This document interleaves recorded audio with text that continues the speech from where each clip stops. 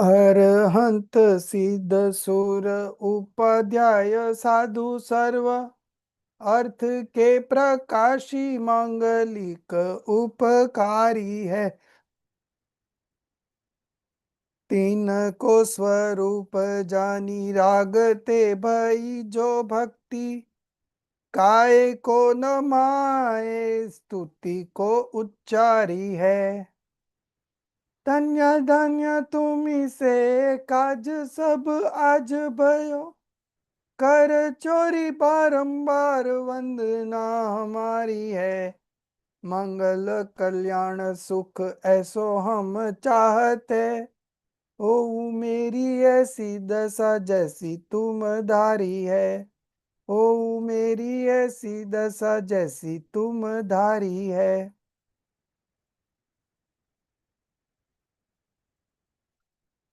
So yesterday we had done up to question number 16. Today we are going to start 17.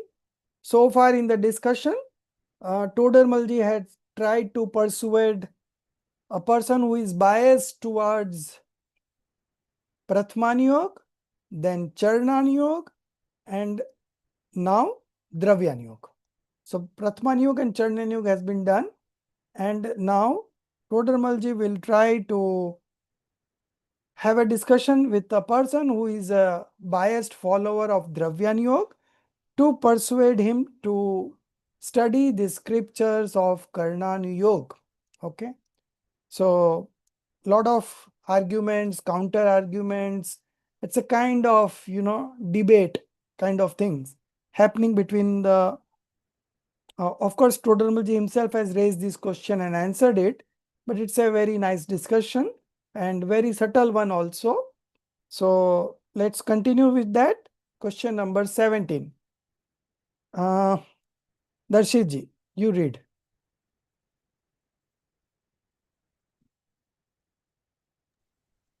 Jai Jinendra to everyone. Now the follower of Dravyan Yoga says, this scripture describes the detailed stages of the soul, gunasthans, and the specific distinctions of karmas. But knowing all that only gives rise to waves of mental deliberation and psychic thoughts, vikalp tarang, and leads to no real attainment. Therefore, experiencing one's pure nature of discerning the distinction between self and non-self, that alone is effective.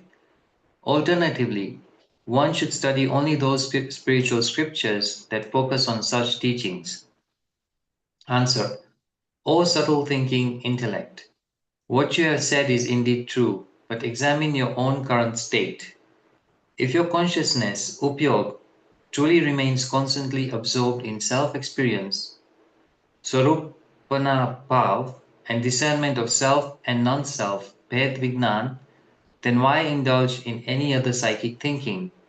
In that case, simply delight in the nectar-like bliss of self-realization and remain content. But at a lower stage of development, the attention does not remain continuously steady in such elevated states. It seeks various supports and aids. Therefore, during those times, when the attention does not remain absorbed, one should engage in the study of details such as the gunasthans, etc. And you said that only Adhyatma Shastras, spiritual scriptures, should be studied. That is certainly appropriate. However, those scriptures describe the general nature of self and non-self in order to enable Bhed Vignan, discernment between self and non-self.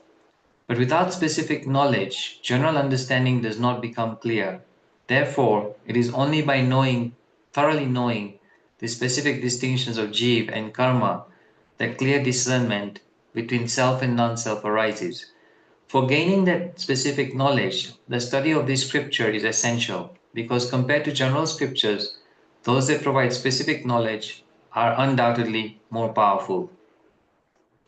As it has rightly been said, among scriptures that describe the general, those that reveal the specific are certainly stronger. Samanya Sastro Nunam Vishesho Balvan Bhavet. So that has already been explained in the previous line.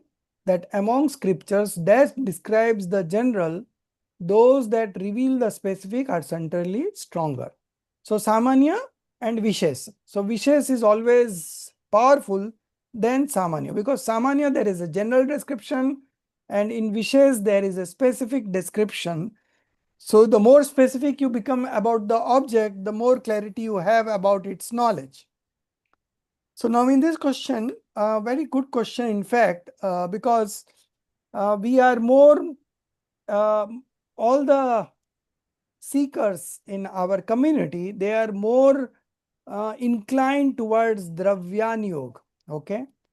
Pujya Kanji Swamiji, he himself taught Samaisar 19 times in the General Assembly. And each time it was 1.5 year, 2 years. Okay. So out of his 45 years preaching, 35 years he taught only Samaisar, Samaisar, Samaisar. Other scriptures have been read once, twice, or maximum 3-4 times. But this particular Samaisar 19 times. And because of that, we are generally very inclined towards this Dravyan Yoga. Okay.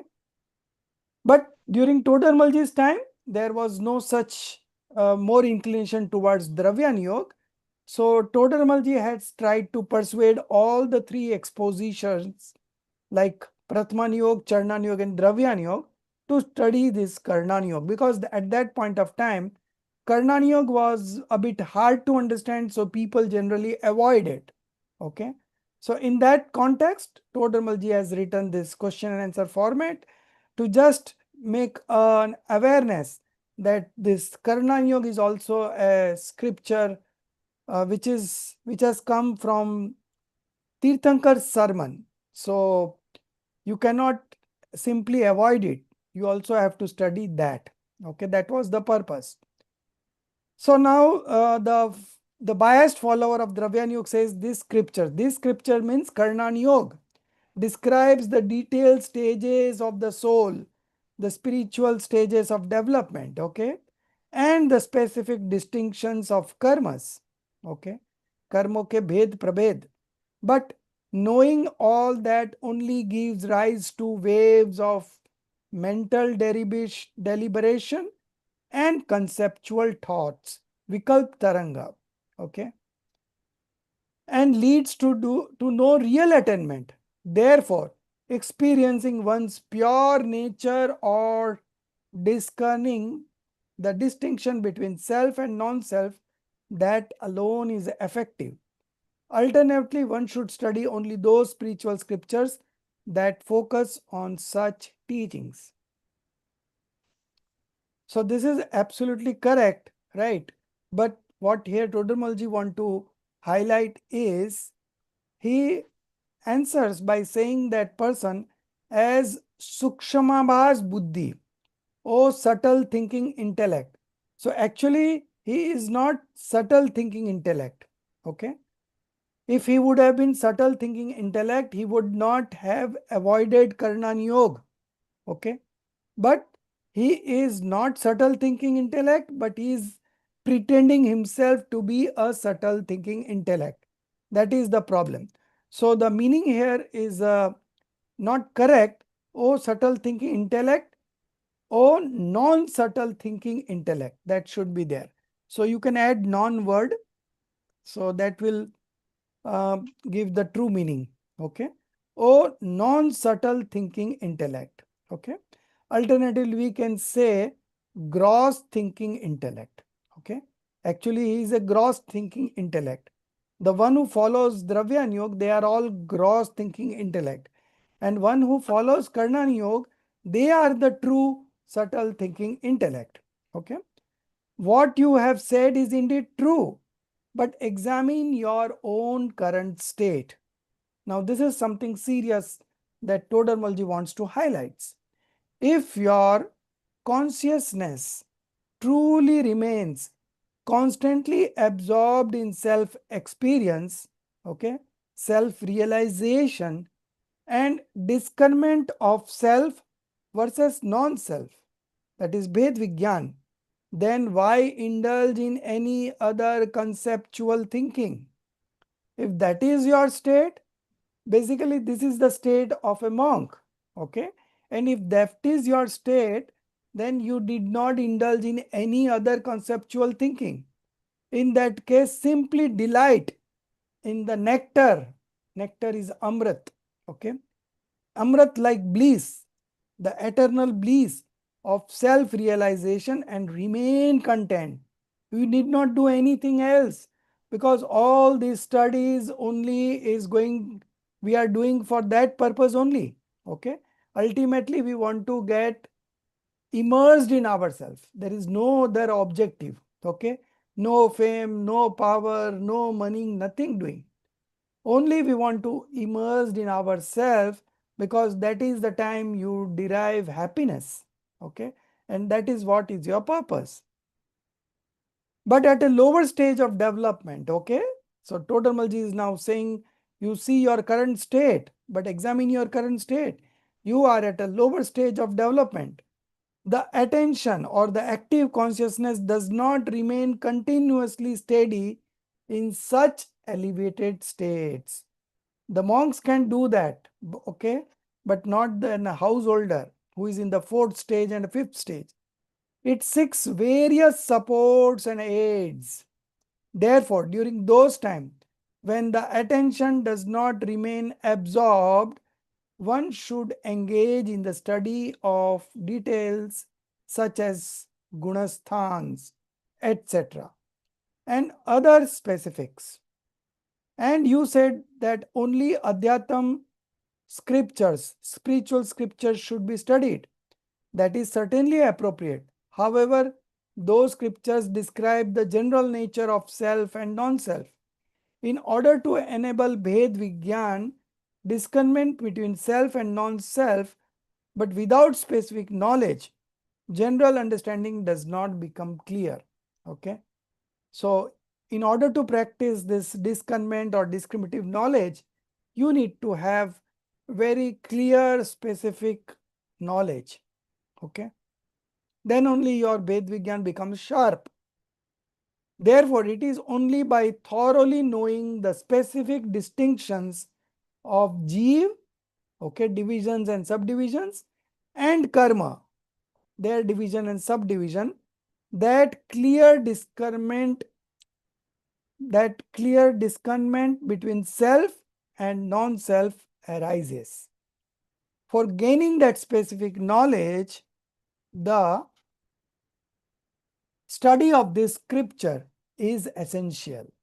Okay, because if you don't go into detailing, then you are not able to arrive at a conclusion. Okay, because you don't have clarity. So for clarity, you need to go into divisions and subdivisions and ultimately understand the nature of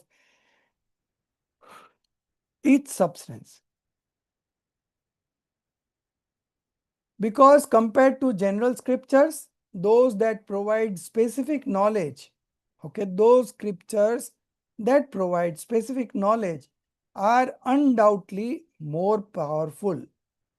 And as it has been rightly said, among scriptures that describes the general, those that reveal the specific are certainly stronger.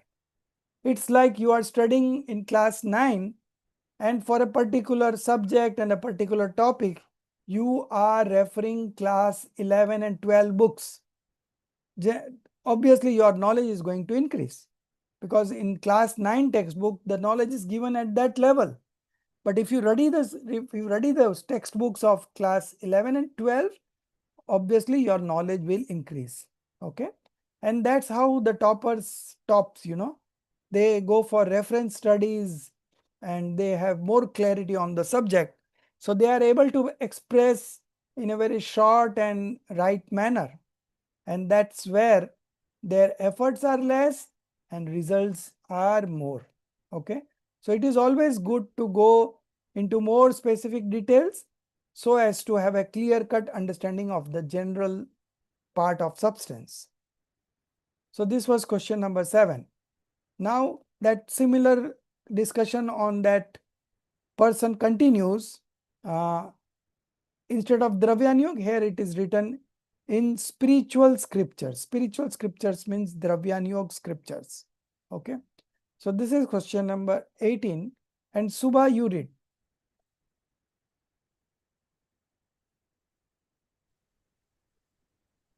In spiritual scriptures, the experience of the pure self, free from specifics like the gunasthanas, is said to be what is truly to be adopted. Upadeya. Upadeya. But here, this scripture describes the soul along with all the specific stages like the gunasthans. So there appears to be a contradiction between the Adhyatma Sastras and these scriptures. How can that be resolved? There are two types of viewpoints, Naya. The Nishya Naya, real point of view, and Vyavahara Naya, conventional point of view. From the real point of view, Nishya Naya, the nature of the soul is devoid of specifics such as the Gunasthan. It is a unified, undifferentiated entity. From the conventional point Undifferentiated? reality. Okay. Yeah. From the conventional point of view, Vyavaharane, the soul possesses various distinctions, including the Gunasthans, and manifest in many forms. Now, for those souls who are supremely elevated and directly experience the pure, undivided, singular nature of the self, for them, the pure teaching aligned with pure real viewpoint, Suddha Nishthanai, alone is effective. Those who have not yet attained the state of self. So Param Shuddha Nischay is which supreme real point of view. Okay. Those who have not yet attained the stage of self experience, as well as those who have descended from that state and now reside in a psychic or deliberative state. Conceptual, no? In a conceptual. Conceptual. What is written there? Where, Ji? So Rajesh sir, in the previous question as well, it says psychic and you were saying conceptual. So does it need changing?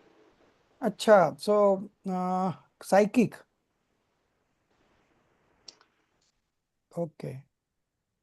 So these are some of the changes they have done after the correction.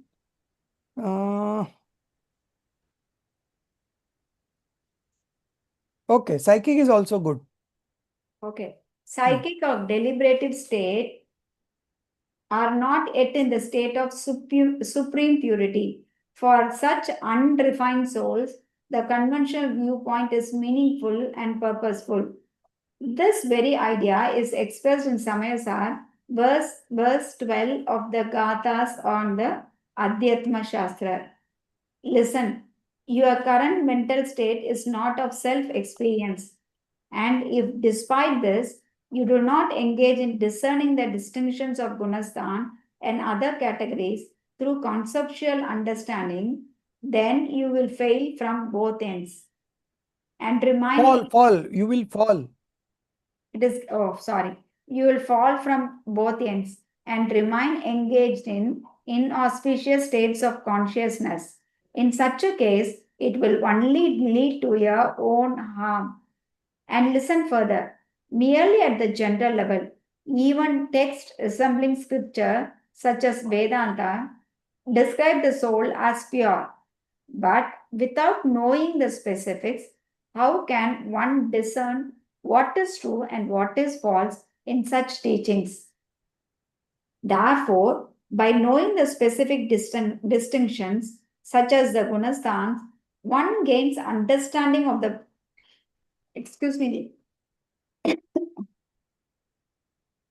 one gains understanding of the soul's pure, impure, and mixed states.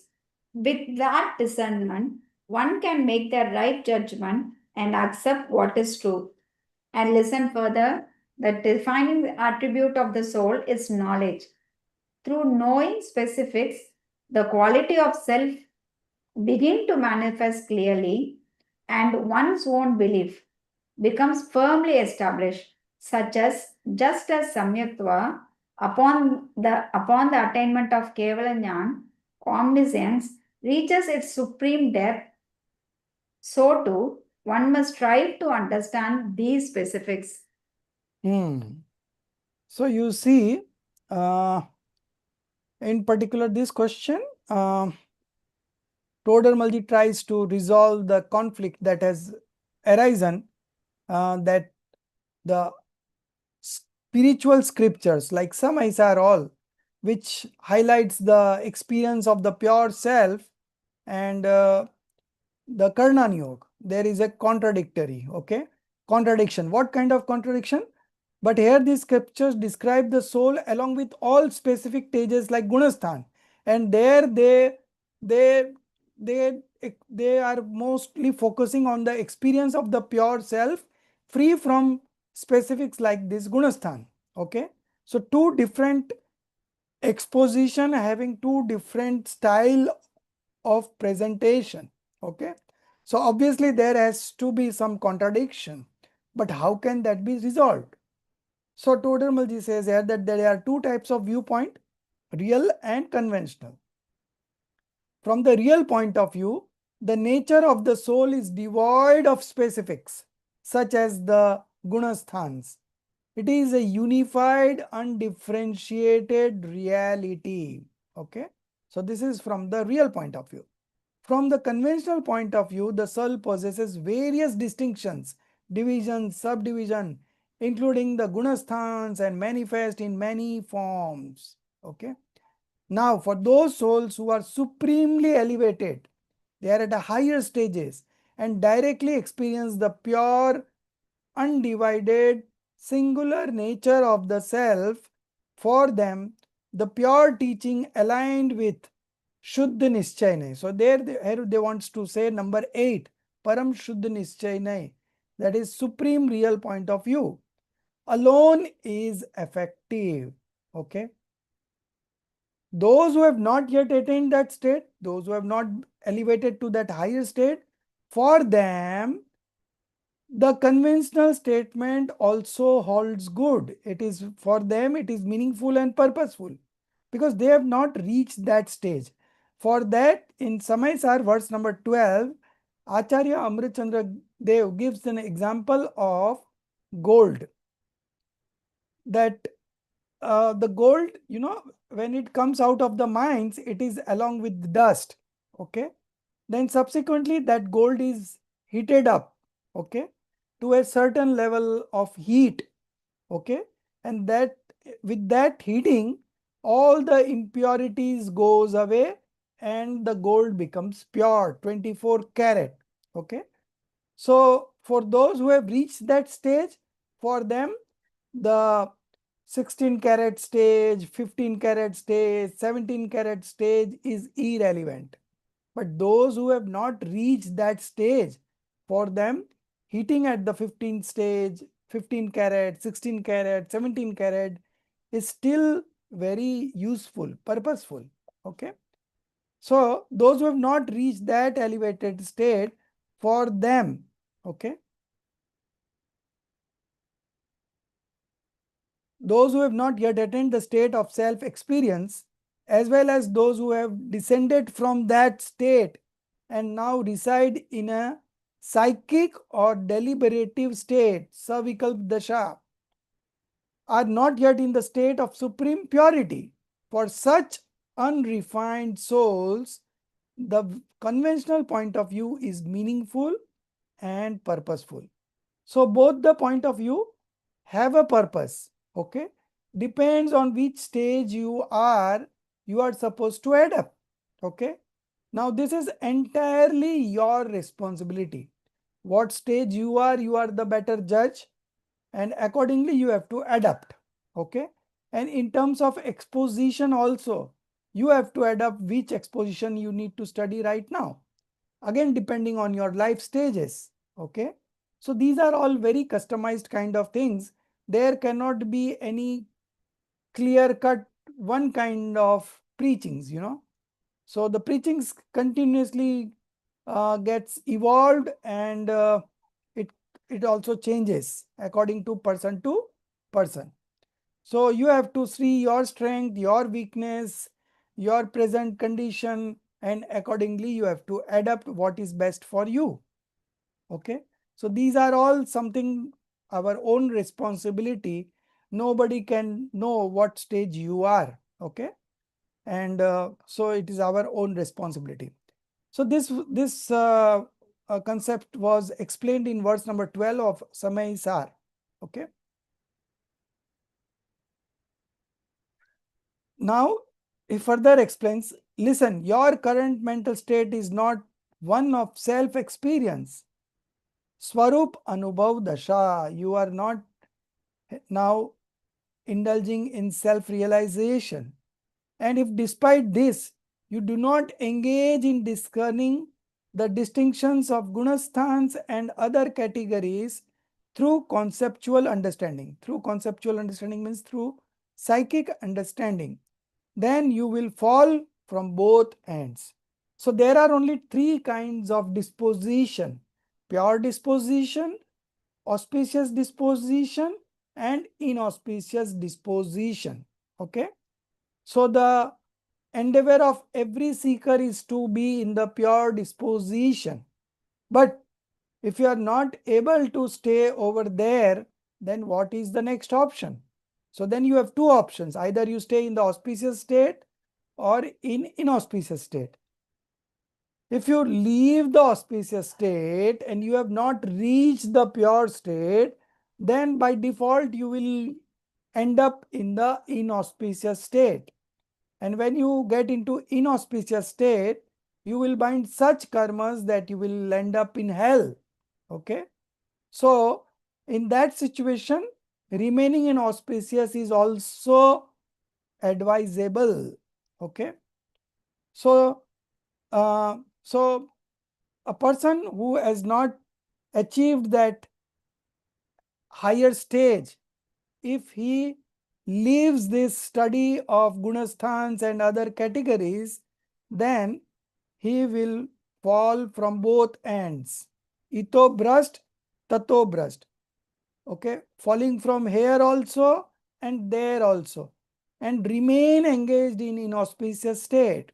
So he has not attained the pure state also, and he has also left the auspicious state. So now only one stage is remaining, and that is inauspicious state. Okay, and that is going to harm him in a great manner. In such a case, it will only lead to your own harm. And listen further, merely at the general level, even text resembling scriptures such as Vedanta describe the soul as pure. Many other religions also describe soul as pure entity. Okay, that doesn't mean that all they depict is true, but without knowing the specifics. Okay, so when you go to the specifics in those scriptures like Vedanta, you realize that it is all very contradictory.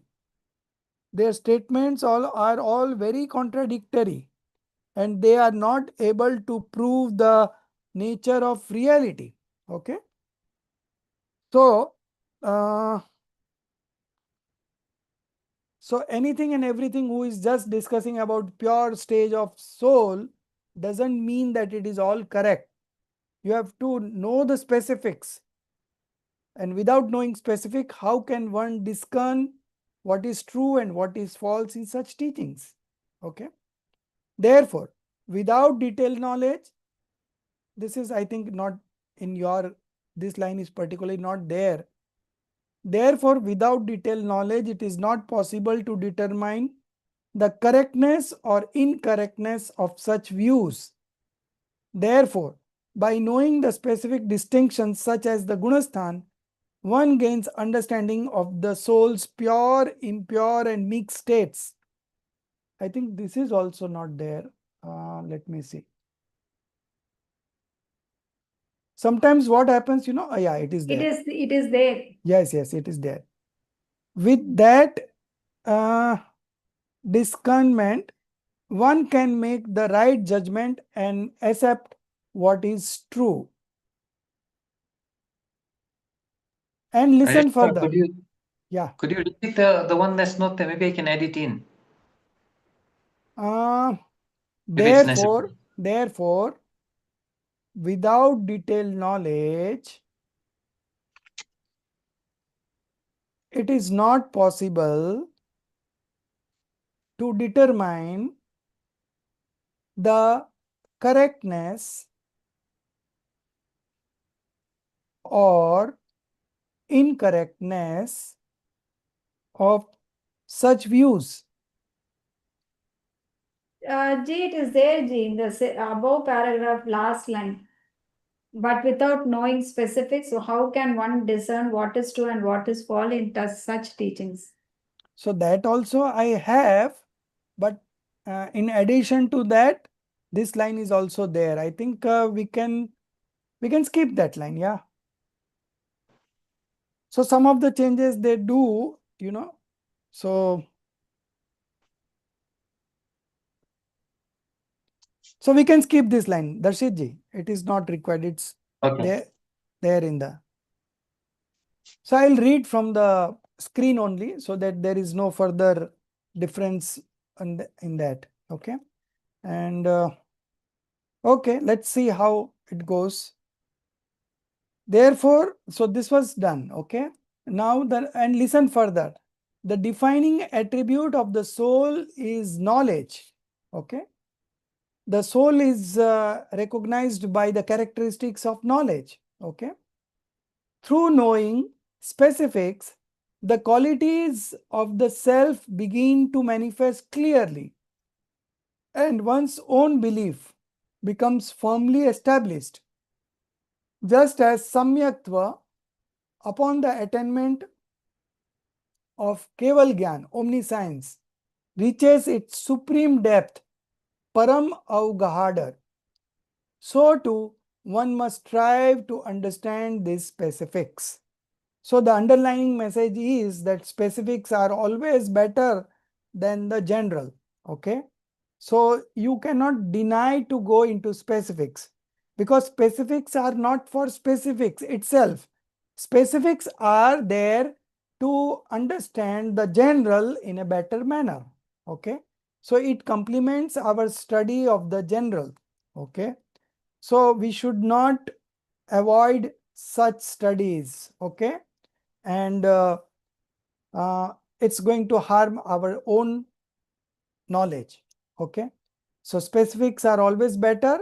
So you should always explore wherever specifics are available so that you have a better clarity of the underlying general matter. Okay. Now the question number 19. Again, it's the same student who is arguing, and the argument goes on. So question number 19, who is there? Jinali, you read.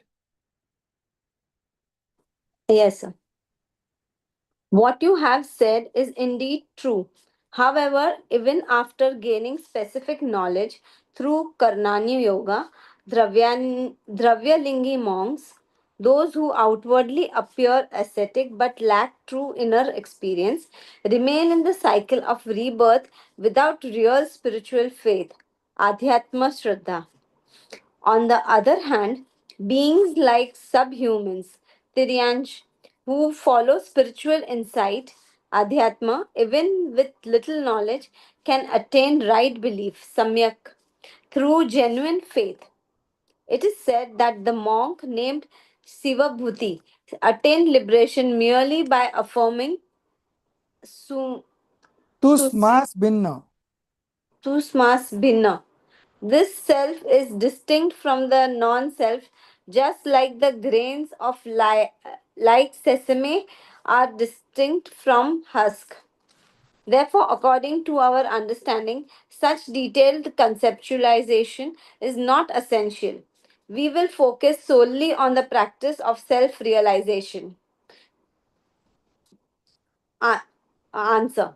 The Dravyalingi monk, just as he gains specific knowledge through Karnani Yoga, also possesses knowledge of Adhyatma Shastras, spiritual scriptures. However, if under the influence of the rise of mithyatva, a wrong deluded belief, he engages in false or misguided practice, then what can the scriptures do? The fault does not lie in the knowledge or the path, but in the misapplication caused by delusion. Therefore, in no contradiction between the scriptures, how so? It is explained as follows. In both the Karnani Yoga texts and Adhyatma Shastras, passions like attachment, raga, etc., are said to arise in the soul due to the instrumentality of karma. Yet the Dravyalingi monk acts as if he himself is the doer of those passions and engages in them as his own activity. Moreover, all auspicious and inauspicious actions performed through the body are declared to be constituted of matter, Pudgala. However, the Dravyalingi, mistakenly identifying them as his own, develops a sense of acceptance or rejection towards them, acting with the deluded belief that they belong to the self. All auspicious and inauspicious dispositions are declared in the scriptures to be the causes of influx asrava and the bondage of karma bandha. Yet the Dravyalingi monk mistakenly considers auspicious dispositions, Shubha bhavas, to be the causes of stoppage of karma, samvara. Dissociation of karma, nirjara, and liberation, moksha. In reality, it is only the pure internal disposition, Shuddha Bhava, that is the true cause of Samvara, Nirjara, and Moksha. But the Dravyalingi fails to recognize this pure state at all. He also lacks true knowledge of the manifest pure nature of the soul, which itself is liberation. Thus, if such a person follows the wrong path due to misunderstanding, where lies the fault in the scriptures? You said that subhumans, human beings, Tiryanchak, attain success merely through general belief, Samanya Shraddha, yet even they must possess a specific understanding according to their level of destruction come subsidence, Shayopsham, or else the attainment of such specific understanding is achieved through the force of impressions samskara, formed by the practice of higher knowledge in their previous existences. Just as someone may happen to find buried treasure by chance, it would not be reasonable for everyone else to abandon all trade or work thinking they too will acquire wealth in the same way. In the same manner, if someone happen to attain success through minimal belief, it is not proper for everyone to think they too will achieve the goal in such a way and thereby abandon the detailed practice and study of specifics. This is not the royal path. The royal path, Rajmarga, is this. By knowing the various distinctions, as soon as the true determination of the fundamental elements, Tattva Nirnaya, takes place, the purpose is accomplished, Karya Siddhi. You said, my intellect is not capable of engaging in such conceptual contemplation. In that case, practice to the extent that you can. You are skilled when it comes to sinful acts, yet when it comes to this noble study, you claim I lack the intellect. Such an attitude is a mark of one steeped in sin. In this way, even the biased follower of Dravyanu Yoga is brought face to face with with the necessity of studying the scripture. Now Hmm. let us address the other opposing viewpoints. So, Hmm. should I read? So no. No. So Dravyaniyog is over now. Now some Uh, other viewpoints, that will be discussed. So in the last question that we saw, uh, it was quite a long answer. It was question number 19. Okay. So yeah. So what you have said is indeed true. However, even after gaining specific knowledge through Karnan Yog, Dravyalingi monks. Now, this is very important. Who is a Dravyalingi monk? Okay. So in English, this is only one word, Dravyalingi monks. So Dravyalingi word is a Hindi word. What does it mean? The meaning is given here. Those who outwardly appear ascetic. Okay. From the external experience, they appear to be ascetic, monk, but lack true inner experience. So the level of passion that a monk, monk has renounced 3 levels of passion. He has destroyed 3 levels of passion and he is possessing that much internal purity. Okay. But these Dravyalingi monk who outwardly appears ascetic but lack true inner experience. So here in this case, he is a wrong believer. Only he has uh, renounced the clothes and he has become a naked Digambar monk. But that is not what a monk should be. Okay. Monk is identified by the level of passionlessness that has he manifested. Okay. So ideally a true monk, he gets rid of 3 quadruplet of passions. Okay. Anantanubandhi, Apratyakhyan and Pratyakhyan. So these 3 levels of passions are not there in a true monk. Okay. But this particular monk, Dravyalingi monk, he is not realized himself. Okay. He is not having the inner experience. He remain in the cycle of rebirth without real spiritual belief. Okay. On the other hand, beings like subhuman, okay, who follow spiritual insight, even with little knowledge, can attain right belief, okay, through genuine faith. It is said that the monk named Sivbhuti, okay, attained liberation merely by affirming tus mas bhinna. So we will read about this story of Sivbhuti in Ashtapahud, maybe in the next Sem. Okay. So Sivbhuti Muniraj, his memory was very weak. He was not able to even remember the Namokar mantra. Okay. But he used to understand how to discern between the self and the non-self. Okay. He was expert in that. And so somebody told him to remember this. There's Matus and Ma something more. Matus and Ma Pus. So he didn't remember that mantra, and um, he started, okay. So he was supposed to remember this Tus Mas Binna. Okay. So that means the uh, grains, uh, the sesame and the husk are 2 different things. Okay. Tus mas bin. So this self is distinct from non-self, just like the grains of like sesame are distinct from husk. Okay. But since he knew the concept, he was able to attain liberation, although his memory was very weak. Okay. But because of this distinction that was very clear in his mind, he was able to practice discriminative knowledge. And with practicing descriptive knowledge, his internal purity kept on increasing and he attained omniscience knowledge and subsequently liberation. Okay. So, so it is important that how much you know is not important, but whether you are able to discriminate between the self and the non-self, that is very important. That's why subhumans also manifest right belief. And here we are considering the case of a Dravyalingi monk who appears ascetic from outside but lacks inner experience. Still, he remains in the cycle of rebirth without any spiritual progress. Okay.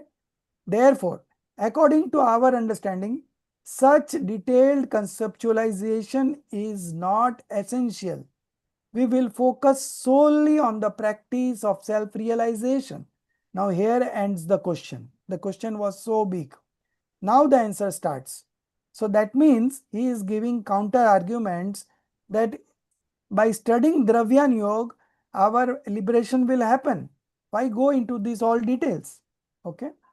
So that was the question. Now the answer starts. The Dravyalingi monk, just as he gains specific knowledge through Karnan Yoga, also possesses knowledge of the Adhyatam Shastras. Okay. It is not that if you are possessing knowledge of something extra, the basic is not there. It is not like that. Okay. However, if under the influence of the rise of mithyatva, that is delusion, wrong deluded belief, he engages in false or misguided practice, then what can the scriptures do? Okay. So it is not about the scriptures. It is what you believe that is important. The fault does not lie in the knowledge or the path, but in the misapplication caused by delusion. There is no contradiction between the scriptures. Okay, between the two scriptures. This means Dravyan Yoga and Karnan Yoga. How so? It is explained as follows. In both the Karnan Yoga text and the Adhyatam Shastra, that is Dravyan Yoga, passions like attachment, etc., are said to arise in the soul due to the instrumentality of karma. Okay? Without the instrumentality of karma, the passions does not arise. Okay?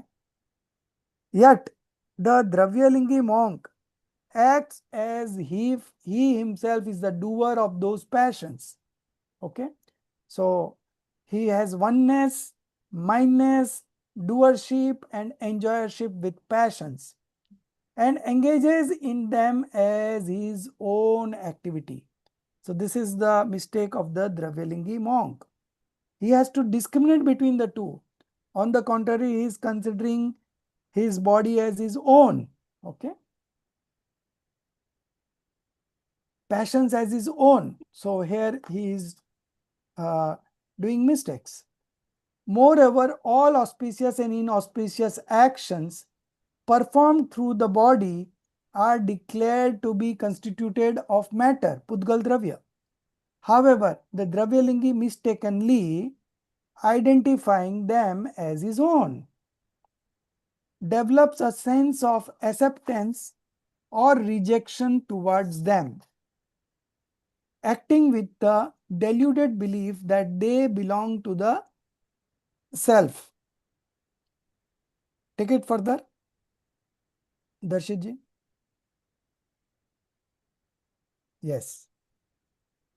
All auspicious and inauspicious dispositions are declared in the scriptures to be the cause of influx and bondage of karma. Yet, the Dravyalingi monk mistakenly considers auspicious disposition, okay, Shubh, to be the cause of stoppage of karma, that is samvar. Okay. So, Dravyalingi does not know the 7 fundamentals clearly. So, he is making mistake. Okay. So, what mistake he is making?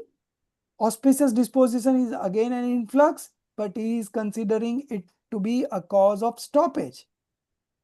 Dissociation of karma. Okay. And liberation. So, this is the major mistake that his belief has got. In reality, it is only the pure internal disposition that is the true cause of stoppage, dissociation and liberation. But the Dravyalingi fails to recognize this pure state at all. He also lacks true knowledge of the manifest pure nature of the soul, which itself is liberation. Thus, if such a person follows the wrong path due to misunderstanding, where lies the fault in the scriptures? You said that subhuman beings attain success merely through general belief, Samanya Shraddhan. Yet even they must possess a specific understanding according to their level of destruction cum subsidence.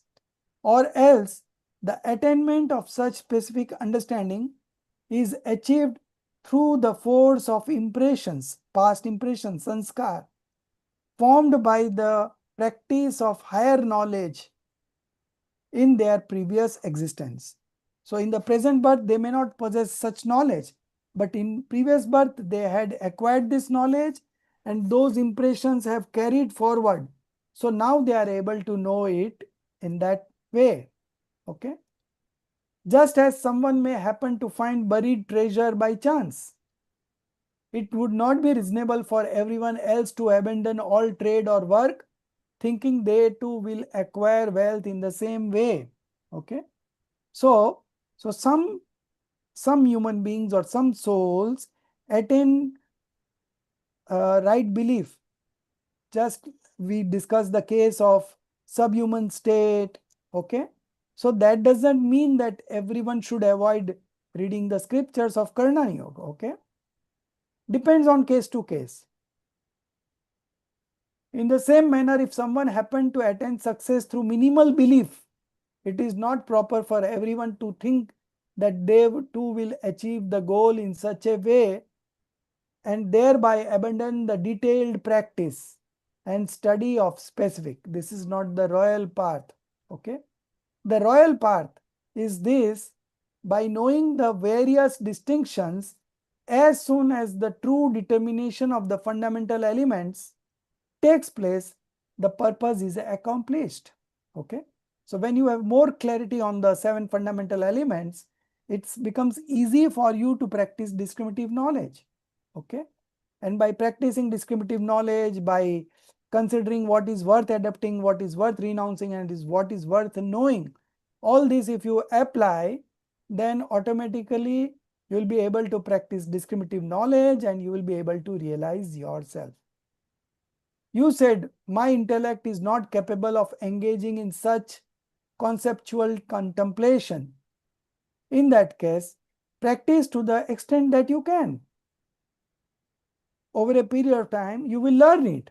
Okay, but once you start, gradually you can improve on. But if you don't start only considering that your intellect is not capable, then you will never learn.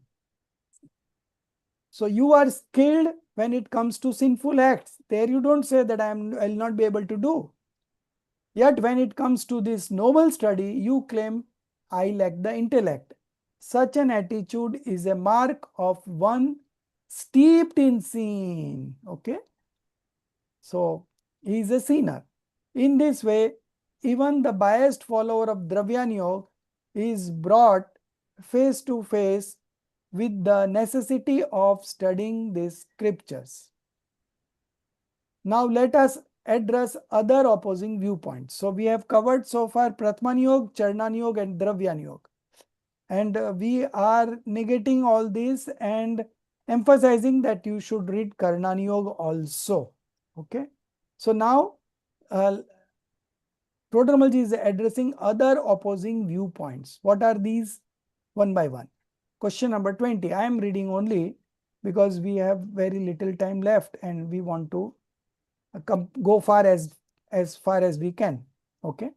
So question 20. The biased supporter or the biased follower of Shabda Shastra, linguistic science, okay, word scriptures, linguistic sciences or word scripture, says if one studies grammar, logic, lexicon, matter, matre, rhetoric, and poetry, then knowledge of many texts naturally follows. Okay. So if you are if you have a study of all these things, then automatically you understand better. Okay. Then knowledge of many texts naturally follows, and scholarly prestige is also attained. Okay. Everyone will appreciate if you have all these knowledges. But by studying the scriptures, one gains knowledge of only this single text, and it does not especially enhance one's reputation as a scholar. Therefore, it is better to study Shabda Shastra instead. Okay. Now the answer. This is the question. If your aim is merely to be called a scholar, Pandit in worldly circles, then go ahead. Study those subjects. But if you truly wish to pursue what brings about your own spiritual welfare, how you can be happy in all situations, then it is only the study of Jain scriptures which elucidate the nature of Jeev and other tattvas, fundamental elements, that is worthy. Okay, that means those are purposeful elements. Moreover, in the Jain tradition, one is recognized as a true Pandit only when they study those Jain scriptures that reveal the essence of soul and other fundamental realities.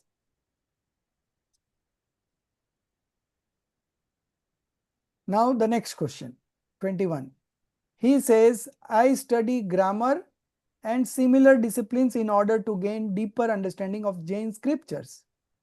Answer. If that is your intent, that is indeed commendable. However, understand this much, just as a wise farmer, according to his ability, tends to his field using a plow and other tools, and then sows the seed at the proper time, thus securing the fruits of his labor. Okay. In the same way, if you, through the study of grammar and related disciplines, refine and prepare your intellect to whatever extent you are able, and during the limited time you possess a human birth, along with the strength of the senses, apply yourself to the study of scriptures that are the means to Tattvagyan, true knowledge of reality. Then you will indeed attain right belief, Samyaktva. Just as an unwise farmer spends all his time tending to the field with plows and tools, yet misses the right time to sow the seeds, he will not reap any harvest. Instead, he will be left only with regret and exhaustion. In the same way, if you spend all your time refining your intellect through grammar and related disciplines, but end up losing the precious time for sowing the seeds of Tattvagyan, then you will not attain Samyaktva and the like. Instead, you will be left only with fruitless regret and weariness. Okay. In this era, lifespan, intellect, and related faculties are limited. We don't know how much we are going to live, but everyone's lifespan is prefixed. It will not go beyond that. Okay. So if you spend time studying grammars and other disciplines, then when you will study the scriptures. Okay. So if you have limited time, it is advisable that you read the scriptures and understand it, and don't waste time after understanding grammar and other disciplines. So in this era, lifespan, intellect, and related faculties are limited. Hence, one should focus only on what is truly purposeful. There is no end to the scriptures, and listen.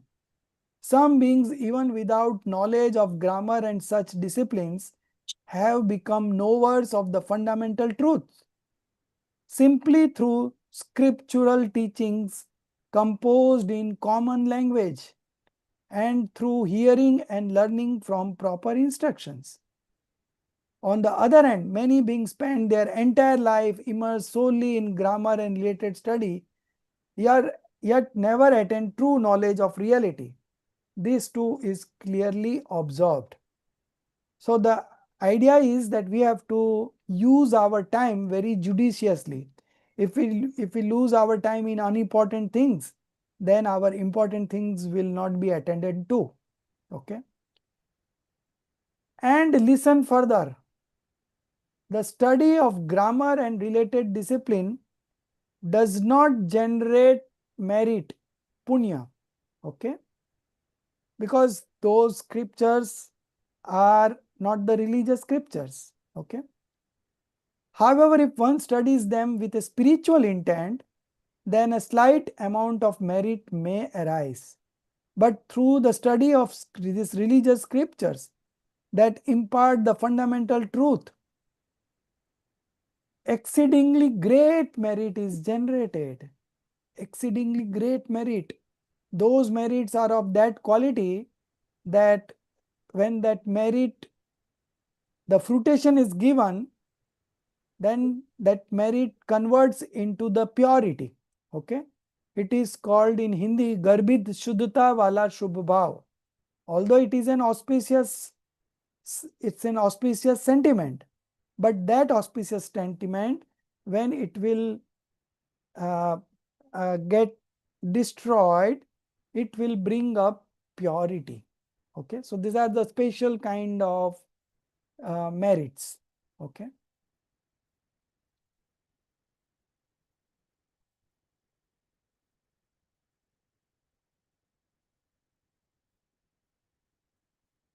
And listen further, the study of grammar and related discipline does not generate merit. However, if one studies them with a spiritual intent, then a slight amount of merit may arise, only a slight amount.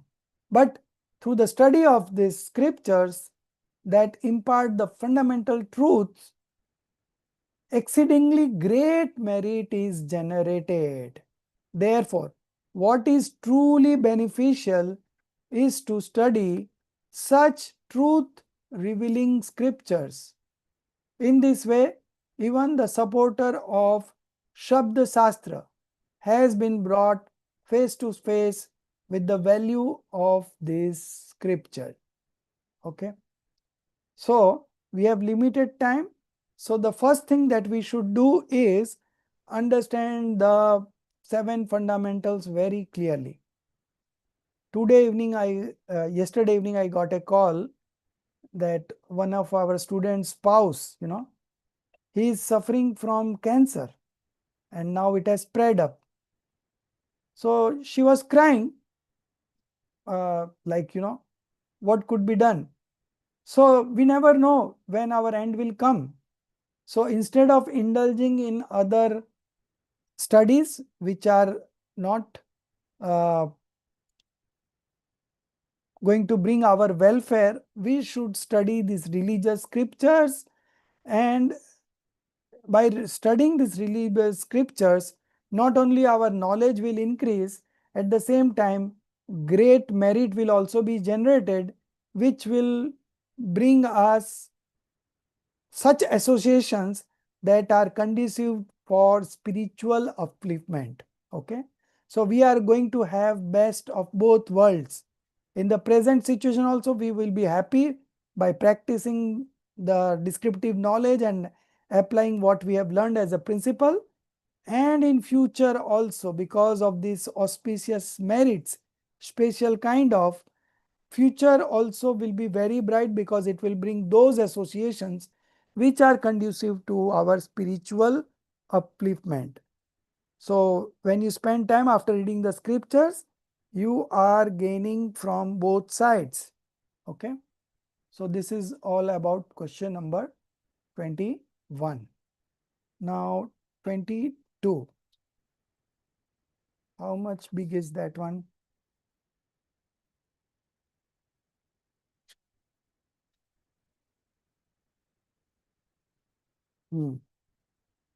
It's quite a big. So we will read only.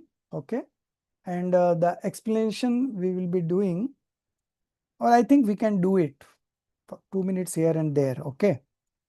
Okay. Question 22. Let's start. The one who favors wealth says. So now Sabda Shastra was discussed. One who was favoring Sabda Shastra. And now before this,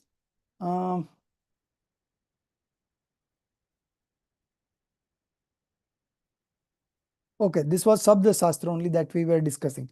Now, the one who favors wealth says, what is gained by studying the scriptures? All tasks are accomplished through money. Even religious activities such as dharma pravartana, propagation of dharma, takes place through wealth.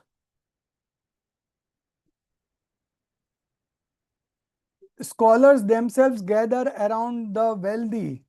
All other endeavors also succeed through money.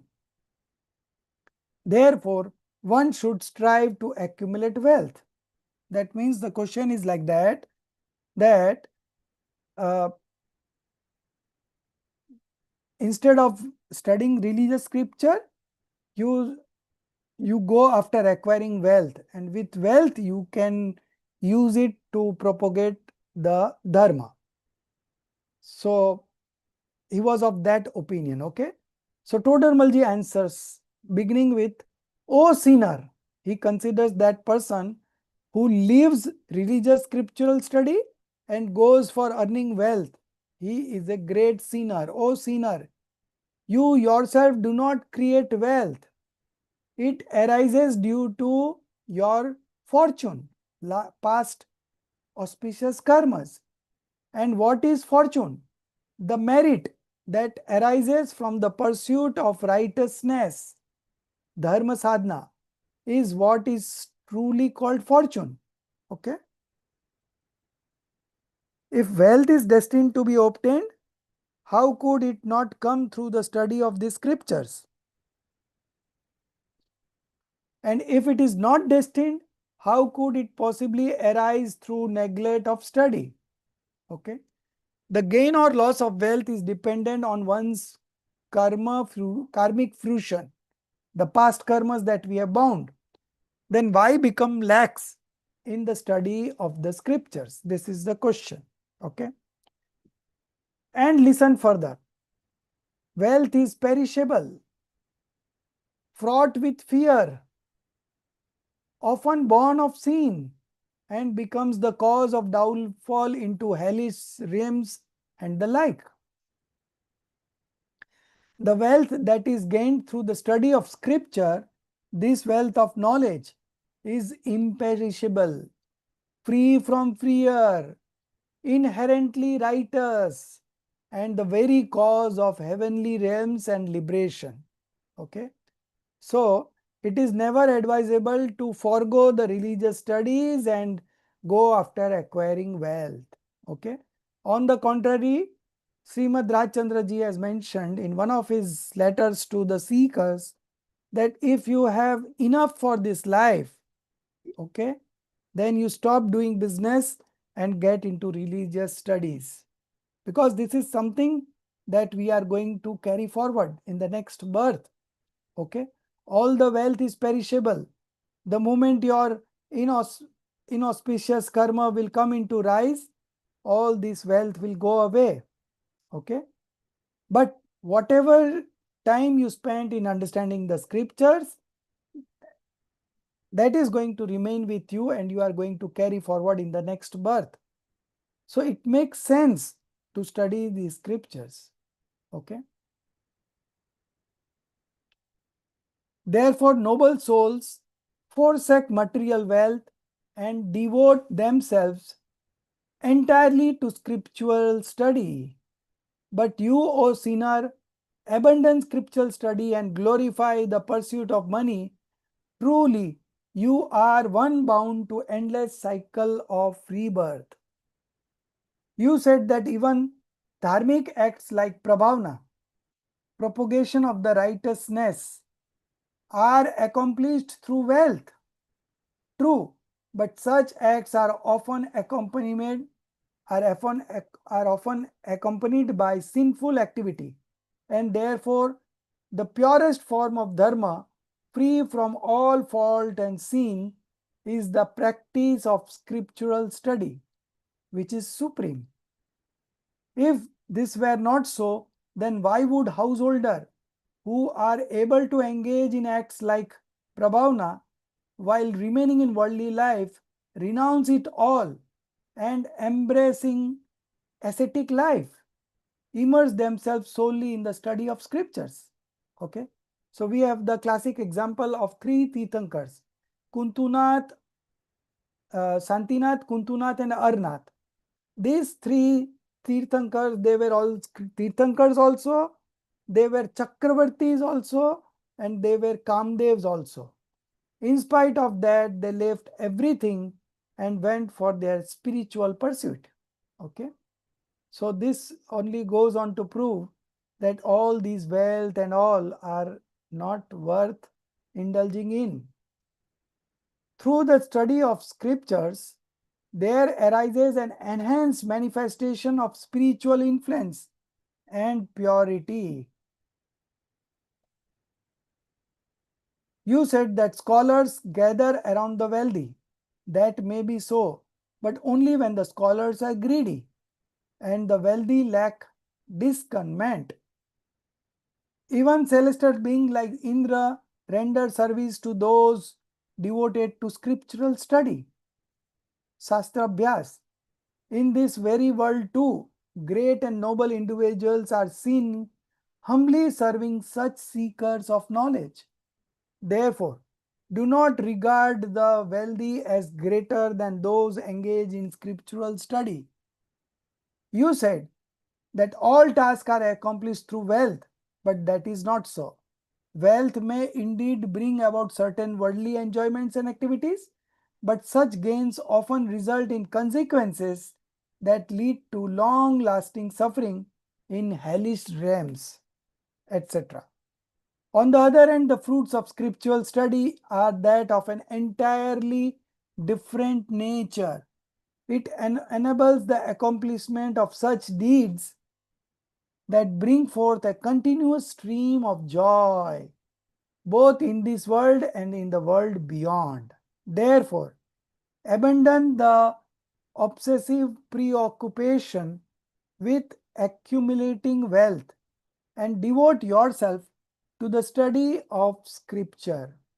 And if complete renunciation of wealth earning is not possible, then at the very least earn your livelihood with contentment and simplicity while remaining ever dedicated to scriptural study. This way, even the one who is biased about benefits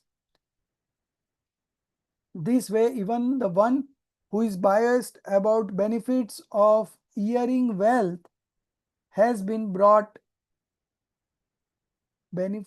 biased about benefits of earning wealth. Yeah, earning wealth. Now it is correct. Has been brought face to face with the true path of spiritual scriptural study. Okay. So wealth is something that you get because of your past karmas. There, your effort does not work in making wealth. If it is destined, you will anyways get it. And if it is not destined, whatever hard work you do, you will never get it. Okay. So wasting time after earning money beyond a certain limit is not advisable.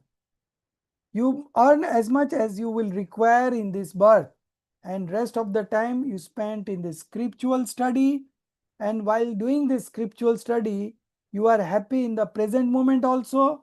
And whatever auspicious karmas that you bind, when those come into fruition, then also you get good associations in your life.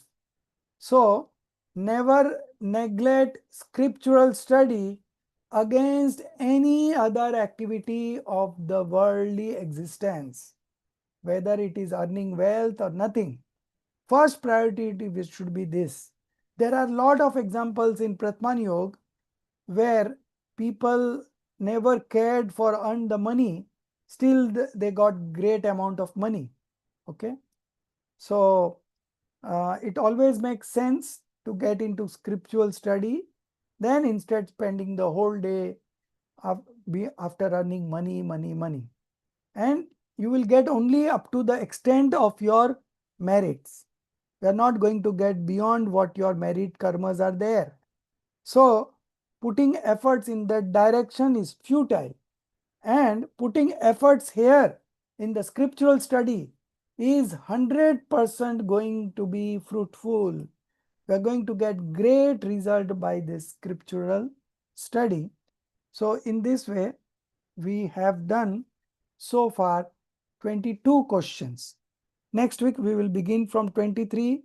We'll be completing these 26 questions and then move on to the second chapter, which consists of, I think, 126 questions. Okay.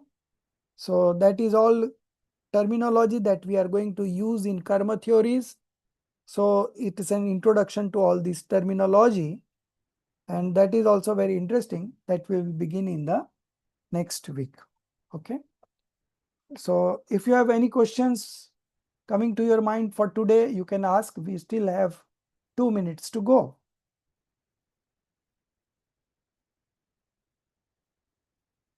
Okay, all are good. All these were very simple. So I think all of you must have understood. But still, if you find any questions while revising, you can always message me personally. Okay. Rajesh sir, I have a question. Yes. Personally, I feel that I am slacking a bit on my studies in the scriptural side, and obviously today we've studied about that as well. Could you give me a bit of a boost, or because there are only so many lifetimes I think that you can attain as a human being, for example. Yes. So maybe you can say something on that so that at least I can get a bit encouraged to study a bit more. So my question is that whatever comforts you have got in this life because of your past merits, right? And where that merits come from, that very merit comes from when you take shelter in true scriptures, true gods, and true monks, right? So what here we were just now comparing between scriptural study and the earnings, right? So the earnings also come by this merits only, and merits are only bound when you indulge in Dev Shastra Guru. So at no point of time you should give priority to anything except this scriptural studies. Okay, this should be your priority. I have left all my business just to do this scriptural study, because I was also doing good in business. And in a city like Bombay, where every other people is chasing wealth, how you can survive without getting into that rat race? But I knew what is my objective in life. It has been 15 years I stopped earning, but still my punya is so much that I'm getting all the good things in life, right? So to get good things in life, you don't require wealth, you require punya. And punya is only bound when you get into this kind of studies. This kind of studies that we are doing right now, it gives the highest level of punya.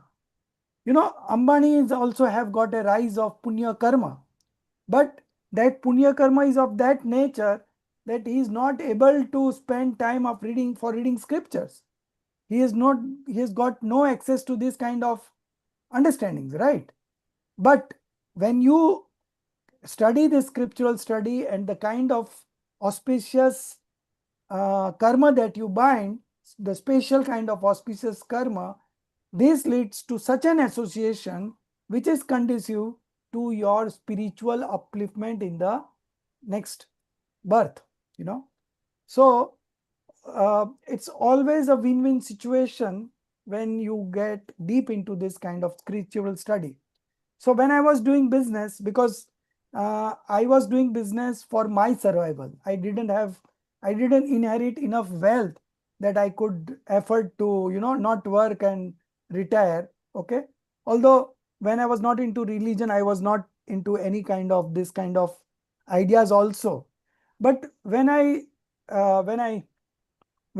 understood the scriptures and understood these principles, I realized one thing, that anyways I'm going to get up to my merits only. Okay. So if I am paying little attention to this business and all, I'm not going to incur a big loss. But if I'm able to understand the scriptures and manifest the right belief, right knowledge, and right scriptures, I'm going to get liberated. Okay. So with this thing in mind, I prioritize this. So while I was doing business from morning 5 to 10, I spent my personal time only after Dev Puja, Guru Upasana, and the scriptural study, And then only after 10 o'clock, I would switch on my mobile, and I would see that there are 4 missed calls, 5 missed calls, and then the whole day I was doing business. But the morning time I reserved for myself. I used to get up at 5 o'clock in the morning and read the scriptures. because that is the best time. I still feel, I still get up early in the morning and study. My habit is like that only. So, like while I was doing business, I had done clear-cut demarcation that from morning 5 to 10 is my personal time, and the rest of the time I will spend after business and other issues in my life. So this is your own planning. You have to do what you want to prioritize, what is important to you. Okay. So if you analyze a bit, you will be able to get your calls right. Okay. There is no such I can say ambiguity or no clarity on this. You analyze a bit and you will realize that this is what I'm going to carry, because our all lifespan is fixed. It's not going to increase by 1 second only. So the best thing that we could do is understand this very well. Not only very well, but practice also very well, so that you become an expert. So in the next birth, you may straightway become a monk and get liberated. That is a possibility. And not only for me, for my son also. He got 90% in class 10. He was very bright, and he could have walked into engineering, medical, whatever he would have chosen. But from the beginning itself, we wanted him to study this religion only. So we motivated him that way, and he also picked up that way from the beginning itself. So after passing 10th and getting 90% marks, he still chose to go to Smarak and study Shastri. And then, of course, he's into that field only now. But so I didn't think of myself only. Whoever, where my opinion was having any weightage, I always recommended this. Okay. So it is something that I'm very fully convinced, and with analysis, you will also be convinced. Even everyone would be convinced. Okay. Because it's very clear here. Sir, Because I am convinced. I yeah. know this, but still I'm addicted. So that will take some time. You have to increase your study hours. You are studying, but you are not very serious after studies, right? Hmm. So the morning time you spend after your study, that will automatically manifest in your knowledge, the importance of all these scriptures. And simultaneously, you will also realize that your punya is also rising. Okay. Someone who is working, say 1 month and getting 1 lakh rupees, and you work 10 minutes and you get 1 lakh rupees. Now, whose punya is more? Okay. So, whatever you will get in terms of your worldly wealth and all is all depend on your past karmas. There you cannot do any changes. You are enjoying the fruits of your past deeds only, right? But what you do in the present is going to determine your future. Okay. So, if you repeat this question again, Total Maldi at one point of time gave this logic that if the punya has to come by reading the scriptures, why will it not come? And if it is not destined to come, reading the scriptures, how it's going to change that? Okay. So, you have to analyze. There is only one shortcut for this. You have to read and analyze, read and analyze. Analyzing brings in the strength to take the decisions. Okay. So if you analyze, hopefully you will get the right message. Okay.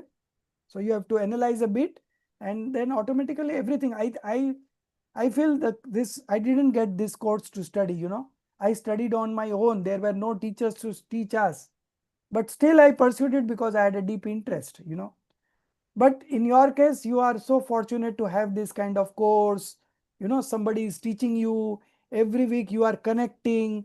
So all kinds of external motivation are always there. Okay. So for you, things are easy. Little bit of analysis and you will be good in your path. Okay. Sir, can I ask one follow-up question only? Yes, yes. So I was going to ask the same what Darshit ji had asked, but more in terms of practical timetable. What Right. you what you did out of experience before you transitioned completely into this. Yes. So, sir, did you start like only half hour No, or no, no, like? no, no, no, no, no. Like, so I had one business of ball bearing, In that business, we had some element of two number, illegal kind of business. So when I studied the scriptures and realized that to manifest right belief, you have to renounce anyay, aniti, abhaksh. Okay. So anyay and aniti, so that business involved anyay and aniti, illegal things, and all sorts of uh, uh, unethical things, unethical things. So when I realized that I'm going to get only up to my punya, so then why should I indulge in such activity? So I had to leave that business. Okay. And then I struggled a bit in between and started new businesses on my own. That was my partnership business, and my partners were not willing to leave me also. But I was so determined that I don't want to do this because I want to have the right belief first. Okay. So I had a certain kind of passion for that, because when I read the scriptures, uh, uh, uh, Pujya Gurudev sees pravachans on Samaisar, Pravachan Ratnakar part 1 to 11. I studied this whole, and then only I came in contact with Pandit Sumit Prakash ji, and then I became Digambar. So when I heard Pandit Sumat Prakash ji and I realized about the Anyay Aniti Abaksh part, from that day itself, we changed our food habits, we changed our lifestyle, and business was something that I could not immediately change because it was a partnership business and there were so much interconnections also. Okay. So it took me 2 years to leave that business. But nevertheless, I was determined only on one belief, that whatever is in my punya, I will anyway get it. Okay. And when I left the business, that also with that belief that if my punya is there, even if I do business, if my punya is not there, I will incur loss. Because business, there are two sides. It's not always profit. There are sometimes loss also. If your calls go wrong, you may incur loss. So with that same belief that I will get anyway, punya praman I will get. So I left the business completely also. With that, I took that risk. Okay. But I knew that anyways, I'm going to get up what is my punya is there, and indulging, getting into this kind of opportunity. There is a kalash in Samaisar. I think the kalash number is 34.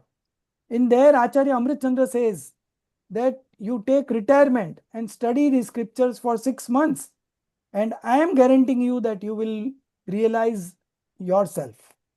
Okay. So this is there in the Samaisar. So when I read that colors for the first time, at that point of time, I had this desire in me to retire someday. I didn't knew that it will happen in such a fast manner, but I had that inner desire to retire someday and study scriptures full time. So that was there 6 months time. So, but to retire, you need financial independence. That is again a factor, because I don't want to beg from somebody and do my earn my livelihood. No, I don't want to do that. So I had to do certain savings, which I seriously did it. Okay. I never went on to holidays, spend money here and there.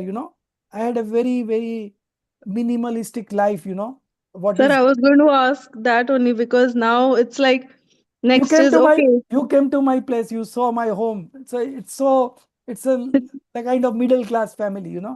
And Sir, no, no, sir. So very, I would say like I really felt when I came to your place, I really felt that this is what you mean कि जितना है उसमें खुश रहो जिस पे जो important है वो करो yes, because yes, that's what I'm thinking like right now I'm in a nice cozy environment now I feel like oh वो वाले area में move करते हैं वहाँ का ना scenic beauty बहुत better है and now I'm also thinking like okay 6 months later मुझे Australia जाना है तो I need to save up so I need to do this so it's that what Jinali ji said like not addiction per se but it's like the change. Desires are still there, sir. So let it be, no, let it be, but you demark your time between your religious study and the business. As I said, 5 to 10 was my personal time. Okay. So similarly, you also dedicated some time every day and start studying and take guidance from me what you should study. So presently, first you should study the scriptures that we have in the course at least 3 times. Okay. So this is a comprehensive course that we are doing. So you just focus on these studies only. You take time out. How many hours a day you study? You tell me frankly, Jinali. It all depends. I mean, Ah, sometimes but I do meditation every day. ah, I listen to satsangs. I mean, every day, almost every day. hmm. But yeah, sitting and studying is what I don't do. So I am recommending that only. I did study on my own. I never listened to anybody's lectures. You know, I study my own. What is the benefit? When you are studying, you study a line. You can pause. You understand? You can pause. You can contemplate. But if you are listening to somebody, you have to go with the same speed as he is going. Okay. So listening is a certain level is good, but beyond a certain level, you should study on your own. Since you are a Parmagam student for last 3 years, now you have understood, you have got a great depth also. So now you should study on your own. And if you find any difficulty in that, you come back to me and I will explain you. Okay. So you have got an advantage, you have got an opportunity right now that you study the scriptures that is in our course right now. So at least you begin with 1 hour, 2 hour, 3 hour, and over a period of time, you will find times to study. Because ruchi anuyai virya. So where you have an interest, automatically your efforts go in that direction only. Okay. So I don't think it will be a difficult, but you have to do an honest uh, effort. Okay. There should not be any laxity in that. Okay. So you start studying from tomorrow, say maybe half an hour a day you start. Then after 1 week, you make it 1 hour gradually. Okay. What we do now, someday we study 2-3 hours and then someday we don't study. Consistency is very important. Okay. So consistently you start half an hour. It will give a compound effect. Yes. Correct. Correct. Okay. So any other questions on this? So next class will catch on because this is good topic because we wanted us like exercise, just say exercise like a routine. I'm a paper pen person, sir. Like for me, I need everything by the clock. So if We were supposed to meet 1-to-1, you know, 1 month ago we had a discussion and you never called, right? So I also thought that you are busy now, so I also didn't follow it up. But I would have explained you how to increase your confidence. I have got solution to each and every problem because I have experimented everything on myself. So I'm quite experienced on all these factors. So with intent, but the intent should be there. If the intent is there, then automatically we connect to the right kind of concepts and we get the knowledge. today I was listening to a podcast on discipline. So I think I need to discipline myself. Like Yes, yes, that's everything will what. come. Everything will come. You begin with studying the scriptures and automatically all the qualities will come. sorry, Darshiji wants to say something. Yeah. No, I was just saying that, I mean, I think we're all in a similar boat because we all are walking the same path. And Yes, yet, yes. like for me, every day I feel guilty because I feel I haven't done any studying. There are days where I don't do any studying. And then there's days where I'm fortunate that I don't really have to work that hard. So I'm just happy that I have that situation. But then I waste my time. I do other things which are not important, you Yeah. know. And it makes me feel guilty at the end of the day. And I say, tomorrow I'll wake up and I'll start with my studying, and it just doesn't happen. And then it gets So very you have to discouraging because you have to set a target, like as I said, you begin with simple, small steps. You take baby steps. You don't go and jump onto 5 hours and 6 hours. So while I was doing business, this 5 to 10 was my personal time. And apart from that, when we had a holiday or Sunday, I used to study 6 hours minimum. Okay. So that is how I started.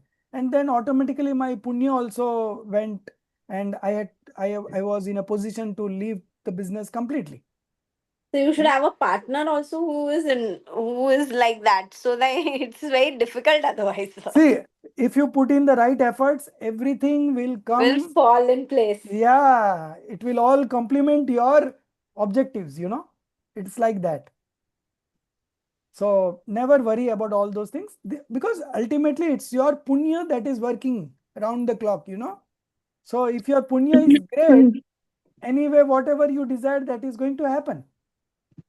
So just one last comment, because Anna, there are only so many hours in the day. Yeah, The job and everything is finished. I know. And the way the world is moving with AI, it's like a FOMO that I get. I feel like, No. I want to study. I want to study about my profession. I want to study about someone else's profession, like AI and technology and all. And now I want to study this also. Internally, so intent hai. I know, I Part, know, I know, I I'm know, I sorry, like know. I was I embarrassed. I will I was not I like, will I'm not not studying. blame any one of you, because I know what stage you are passing through, and it is very natural such things to happen at that stage. But we have to find a way out. Okay? And if you have the intent, you will definitely find a way out. Now, just now Jinali asked. So that means his intention is there to get into this kind of things. So naturally, if she analyzes a bit, she will find its way. It's not that something is difficult. Initially it may appear to be difficult, but when you get into it, everything is easy. Everything is easy. There is no struggle at all. Okay? When you Okay. make struggle, when you embrace struggle as an opportunity, then there is no struggle. Then there is only opportunity. So it's like that. While doing business also, I worked in a similar passion. I worked so hard in my business also, that all my clients appreciated my services, and they used to give me references. So like that has become a way of life for me. Whatever I do it to the best possible manner in which I can do it. That's a So I that think we can see that. We can see that every time you teach us, every lesson is with yeah. so much passion. So that gives a certain level of satisfaction, creativity. It's a certain level of creativity, and creativity is the best thing that can happen in life. The whole world is mad after creativity. Yeah. Recently one advertising guy, he was an expert, Piyush Pandey, he died, and there were so many messages in the newspaper, because that guy was creative. He could think differently. You know and the advertising campaign that he handled, like Cadbury's ad and some other ads, they went on to become so famous, and the company earned so much of money with those products. Okay, so the creativity is the ultimate thing, and our tattva gyan is the ultimate creativity. Our Ved Vigyan is the ultimate creativity. Okay, so you have to realize this, and as you study the scriptures, everything will come into, everything will fall into place, everything will come into your mind, your knowledge will get upgraded, everything will be a smooth sailing. Okay, so I would recommend from tomorrow, you yourself set the target and take small targets, and whatever target you do it 100%. Okay, no laxity in that, and gradually you will see over a period of time you will master it. Okay, Okay. sir. Thank you. Thank you. Okay. Thank you, sir. निज निधि निज में बताई, यह अनंत उपकार है, उसके लिए जिन वाणी मा